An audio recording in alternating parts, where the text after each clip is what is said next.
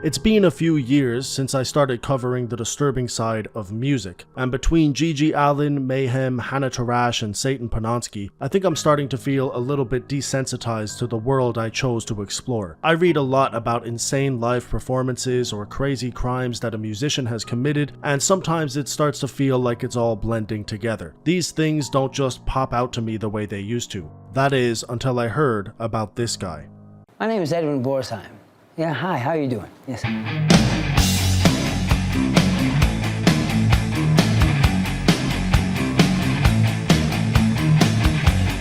bangers make an awful sound, but you can't hear them cause they're underground.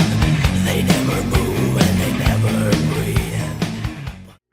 Edwin Borsheim, the frontman for a band known as Kettle Cadaver, is a bit of an anomaly in the world of music. His insane stage antics, unique personality, and mysterious nature made him a fascinating figure in the world of underground metal. But outside of that, he was never really talked about in the same way as a Gigi Allen. He wasn't necessarily given that same spotlight, but when you look at his live performances and the character he was, it's almost surprising that he's not talked about as much. Because while researching this video, I've come across countless shows where he truly tests the boundaries of live performance and arguably outdoes almost anybody when it comes to the brutal nature of his art. A lot of this exists only as folklore or second-hand accounts, and there is a lot of it that remains undocumented. But there are a few scraps of documentation that show us the type of music that Kettle Cadaver were making, the kind of person Edwin actually was, and of course how far these live shows truly went. These include one full-length album, 2 notorious DVDs, and a documentary created in 2016 called Dead Hands Dig Deep, created by J Love and Spencer Heath. Although what we have is relatively limited, we can still create a cohesive enough timeline with it, and through that we can explore Edwin's insane life, from the trials of his personal struggles, the things that inspired him, and the things that he hated. All of this will tell us who he was and possibly give us some kind of answer as to how he became one of the most insane live performers in music history. Edwin Borsheim was born on the 8th of January 1977 and was from Temecula, California. Today, Temecula is a city with over 100,000 people, but in the 80s and 90s the population was much smaller, ranging from around 15 to 30,000. It's important to note this because a consistent theme in Edwin's life and the people around him are the fact that they came from a place where very little was happening. And this explains why a lot of them would be looking for an escape, and why this style of music and performance probably resonated with the younger people of Temecula. It's difficult to get into specifics of his upbringing because many of the details are scattered across small tidbits and stories that don't give us much information, but the general footnotes are that Edwin was a part of a relatively big family that also has a confusing past. His mother, Lila, had an array of mental health issues during Edwin's childhood. Edwin also described his stepfather as an angry man who would berate him on a consistent basis. With his troubled home life, it's not surprising that Edwin would try to escape it somehow, and he did this by drinking, taking drugs, attending backyard parties, and playing music. In Dead Hands Dig Deep, he talks about all of this and more, telling stories of the times he got into fights or evaded some pretty intense situations. You get the feeling when listening to these accounts that Edwin is leaving out certain details or omitting certain stories that might be even more traumatic. Of course, we'll never know this for sure, but it seems like there's a lot more to Edwin's younger years that may have scarred him for life. His brother Danny also features in the documentary, and between him and Edwin, they tell us more about their inspirations. They were big fans of the WWF and would have their own wrestling matches in Temecula, something that would shape a lot of Edwin's later performances. He also talks about an array of rock and grunge bands that he emulated as a child, from Nirvana to Slayer. But as Edwin got older, he started to question the authenticity of these groups and the entertainers around him. His stepfather had similar questions, and this led Edwin to tearing down the posters that he had and changing his perspective on entertainment. Walking in my bedroom, and I'm looking at the posters I have on my wall, you know, and I'm going, okay, this guy's got big old spikes, you know, but my girlfriend's got bigger biceps than this fucking punk right here. Poster, get out of there. This is even pre-Kettle Cadaver, okay? So I'm telling you, you're being a little boy, and you're looking at this, who's this clown? Then, I love this record, but I remember reading that interview where they're going, oh, that's just a joke, man, that album, man, we were high, fucking, come on, dude. I'm gonna make a band one day, and it's gonna be some shit that no one's gonna fucking laugh at. And hopefully, one way or another, someone like my stepdad will have to have to, on some way or another, catch a glimpse of that. From now on, he only wanted to do what was real and create authentic music and live shows that showed true pain and suffering, things that in his eyes had real meaning and consequences, and that's exactly what he did. In 1995, Edwin and a few friends formed the band Kettle Cadaver. The bassist, Devin, and the drummer, Corwin, are featured in the documentary and explained that they used to skate together when they were younger, but Edwin had a tendency to keep to himself. This didn't stop them from coming together and creating the band. In 1996, they released the album Halloween, a 13-song album that had a pretty consistent theme throughout. It featured tracks that stayed true to the album's title, songs like Pumpkin Man, Coffin Bangers, and Symphony of Nightmares 2.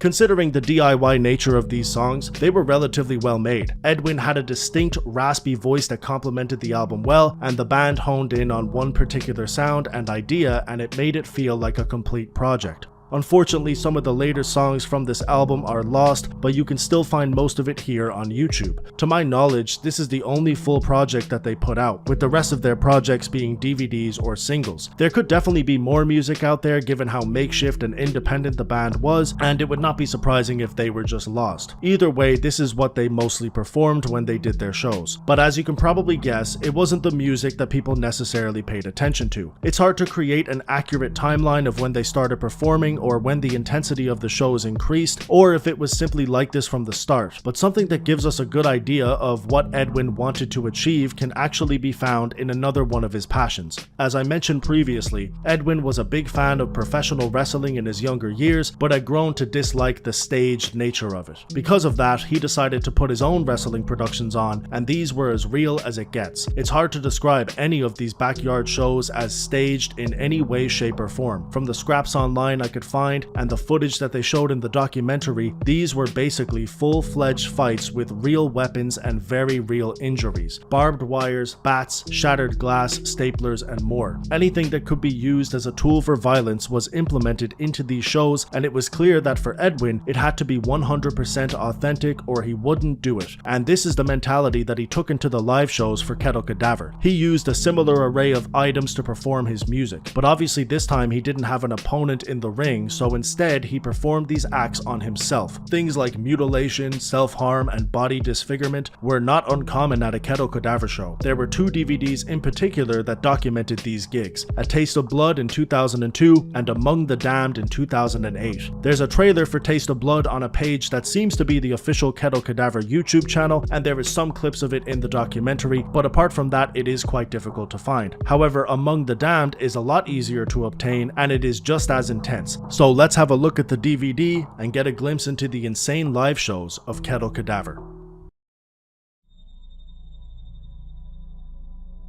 The DVD starts off with a music video for the song that the DVD is named after, Among the Damned. Again, it's a pretty well-produced song and music video, and it might even give you the idea that this DVD is going to be a collection of relatively professional music videos, but you would be wrong. Immediately after this, we see a clip of Edwin snorting something. He then walks onto the stage, and the song Graveyard begins to play. As the show ensues, we see Edwin perform specific acts of mutilation, including putting a knife to his head, sticking syringes through his cheeks, and stapling his lips. Despite all of this, the crowd seemed to be having a pretty good time, and the show could be described as somewhat of a success. What happens next, however, is even more grotesque, and I don't even know if I'm able to describe it. We see Edwin attach some nails and pins to an area of his body that probably shouldn't be near any nails or pins. I've seen a lot of things in my time, but this little 15-second segment of the DVD is almost impossible to watch because of how close up and gross it truly is. They go back to to showing the live performance, but they cut from this to what we just saw, and it gets worse and worse every time I see it. After what feels like a decade, that part of the video finally ends, and we are again shown a pretty professional looking music video. I would even say it looks better than the first one. The song, which is called Gargoyle Anthem, is by all means well produced and sounds quite good. This is followed up by the video for the song The Crack of Dawn, which is inspired by the Mad Max movies, and it's very well made. There's some stunts in here that look pretty costly, and you can tell that some real effort has gone into the production of this shoot. It was around this time that I started to question if Edwin's antics on and off the stage were a help or a hindrance to the band. Usually when we talk about acts like these, their antics are what get them to where they are today, but with Kettle Cadaver I feel like there was a lot going on outside of the antics, but it was so hard to focus on anything but Edwin himself because of how interesting and downright strange he was. You can tell that he put a lot of love and work into some of these songs and videos, but people didn't really pay much mind to it because of what was happening outside of that. Even I couldn't really focus on these videos the first time I watched this DVD because of how much I was taken aback by what happened 10 minutes prior, which is a shame because there are some real gold mines here. But I digress because we still have quite a bit of the DVD to talk about. So after The Crack of Dawn, we see two videos that are quite DIY in nature. These are for the songs Power of Pain and Erase. If you've seen The Broken Movie by Trent Reznor, you might get a similar vibe from these videos. An eerie, off-putting energy that can only be made when the video is truly independently produced. After this, we get visuals for the instrumental of a song called Hell House, and as you might be able to suspect, the video shows us a creepy looking house with some strange objects inside of it and some creepy footage of Edwin himself. This house is actually noteworthy because it belonged to Edwin and was designed by him. It was called the Mower Shack, and it was a sort of museum slash venue that had all sorts of strange memorabilia and trinkets. It pops up in a lot of these videos, and this is one of them, but it will also come into play later in the video, so keep it in mind for now. After this, we get visuals for the song Sinister Clock, which shows them performing the song outside. We then get some visuals for the instrumental of the song The Descent, and after this we get the music video for Lair of Serpents, which as you can imagine features a lot of snakes and some visuals that make it look like there's some kind of satanic ritual going on. Finally, we get a somber song, a track called Fallen, which features Edwin playing the piano. It sounds a bit depressing, but apart from that it's actually quite nice. The video on the other hand is anything but, showing us highlights from the DVD, Edwin covered in blood and some clips from their live shows. We get one final shot of Edwin playing the piano and the DVD ends. It's a wild journey to say the least, but the craziest part is that it's only half an hour in a story that is years long. We will probably never see the true extent of how far some of these antics went. I guess all we can do is imagine.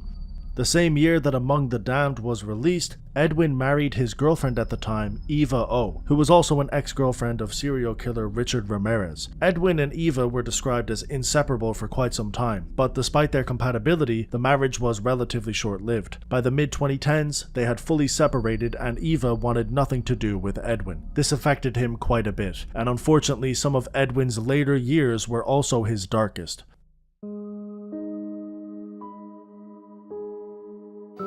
It's making me crazy. I don't know if I'm talking to you right now, Eva, or who I'm talking to. This is what I've been going, this is how it goes on, isn't it?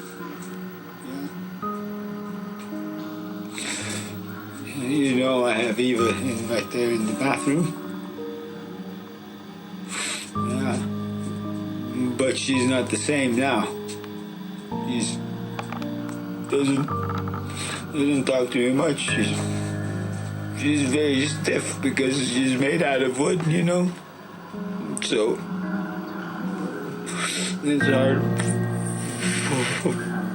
for me sometimes. What else should I do? I just want to do what's right. I just want to be sincere. You don't forget me. Don't forget me, that's all. In the mid-2010s, Kettle Cadaver had essentially disbanded, and Edwin himself spent almost all of his time on his acre of land, living a life of seclusion. Like I said previously, Edwin and Eva were no longer together, and Edwin was not taking this well. In the documentary, he said that although he still loved her, he knew that staying away from Eva and her daughter was the best course of action. It's evident that he felt this way about people in general, and because of this, his interactions were very limited. Edwin now spent his days drinking and occasionally actually creating, but his antics, which could once be described as performative, had turned into a very strange lifestyle. He would sleep in a coffin with a life-size model of Eva, and it seems as if he considered this model to be his actual partner. He also recorded a number of strange videos where he could be seen drunk or crying, oftentimes directly addressing Eva herself. He actually gave the directors of Dead Hands Dig Deep access to this footage and described the creation of the documentary as therapeutic, even attending a screening of the movie. It's likely that talking about all these things and getting them out in the open was a cathartic experience, and he even stayed in touch with the directors after the documentary was released. Unfortunately, despite all of this, on the 20th of June 2017, Edwin took his own life. Although he had complicated, nuanced relationships with almost everybody that he knew, many people still mourned him and remembered him for the fascinating, creative, and troubled man that he was. He bared his soul, which often led to many problems in his life, but it also led to interesting artistic pursuits, albums, DVDs, and documentaries that would be looked back on fondly, and live shows that became truly infamous. Like I said in the beginning, Kettle Cadaver was not widely known. They didn't have the success that their contemporaries did, and it's unlikely that Edwin even wanted them to. But what they did have was a one-of-a-kind energy that encapsulated the frustrations and rage of a small area. The people who went to these gigs and lived to tell the tale will talk about them until they are old and grey, and Edwin's name can live on through that. It may seem small or inconsequential to some, but on the other hand, it's a story of trying to make something out of very little. You can see that in his wrestling shows, his live performances, his music, and the videos that accompanied them. Despite all of his hardships, Edwin truly tried to create something real, and it's hard to deny the authenticity of what he put out there. Oh, I never leave this place. Oh, you know, it's true. You know, I'm sure every small town they say that curse, but here it's pretty morbid reality. You know? However ugly it is, let the story be told. You know what I mean? And that's where it is. That's where I'm at today.